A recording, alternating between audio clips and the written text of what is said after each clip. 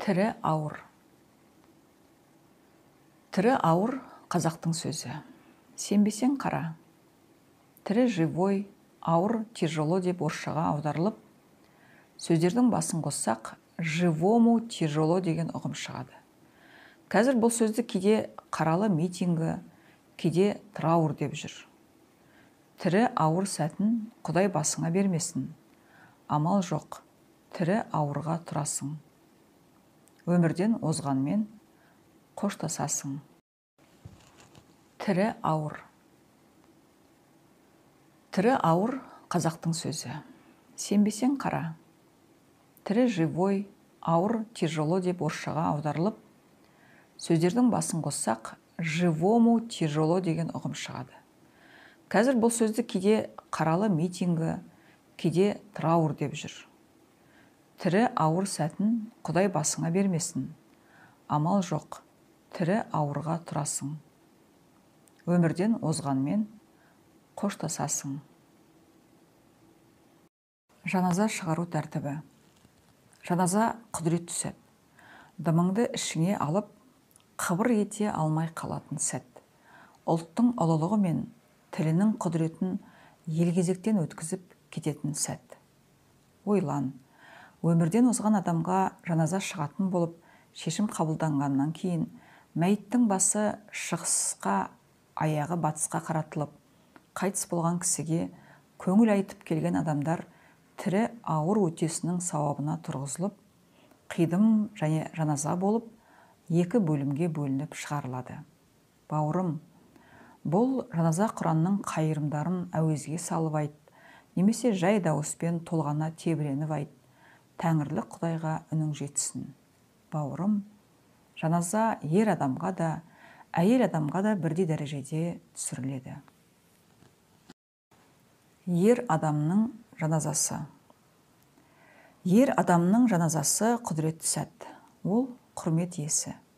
Өмірден озған ерлерге арнап қазақша жаназа шығара алмасақ, ұлтпыз деп мақтанғанымыздан не пайда? Қазақ болып өмір жүргенімізден не пайда?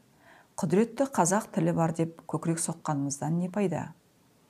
Өмірден озғанның аруағы арайлана тіктелсін десең, жат жұрттың ассалаятын тоқтат, бар болмысыңды тербетіп, теңдесі жоқ қазақша жаназа шығар.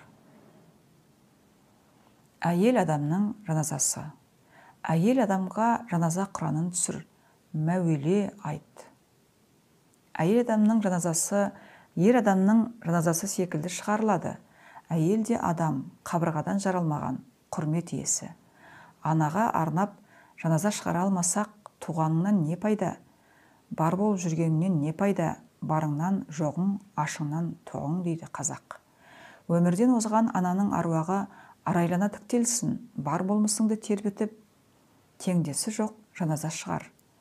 Өлім сәтінде қайтыс болған ананың ұлт алдындағы қарызы мен парызын қалай өтегенін сұрама. Өмірге қанша ұрпақ әкеліп, тәрбиелеп өсіргенін сұра. Әйел баласының Құдайдың алдында да, ұлттың алдында да өтесі осылай өтеледі. Түрлі себептермен өмірге ұрпақ әкелмеген әйел асырап бала алсын, ендігіне төбесін тигізіп алсын. Сол сәттен бастап бала соныкі, өсірсін, жеткізсін, Құдай мен ұлтының алдында қарызы мен парызы жабылып, өтесі өтеледі. Ұрпақ тәрбиелеп өсірген асыл аналардың жақсысының да жаназасы сайрайды. Жаманының жаназасы сараң, жетесізінің жаназасы сақау. Бауырым, кейбір ана баладан соң бала алғызып өлім үйіргеннен болады. Оның жаназасына мынадай сөздерді тіркеп шығар. Ғұмырға бар, өлім үйіріп, өмірден ерте оздырған балаларың мен тылсым дүниеде кездесіп, кінәласып көресіңді көр. Аруағыңның азап тартқанын көріп, берекетін қашып, келесіде өмірге қайта орала қалған жағдайда аналық парызыңды адал атқаруға тырыс. Бауырым, жалпы қазақша шығарылған Құрандарды жаттап алған дұрыс. Өмірден озған талайлардың аруағын тіктеуге сауабы тиеді. Әрі өзгенің емес, өзіңнің Құранды жатқа білгеніңе не жетсін. Бауырым, жаназаны қазақша түсір. Жаттың тілі жалтақ, қазақтың тілі құдірет.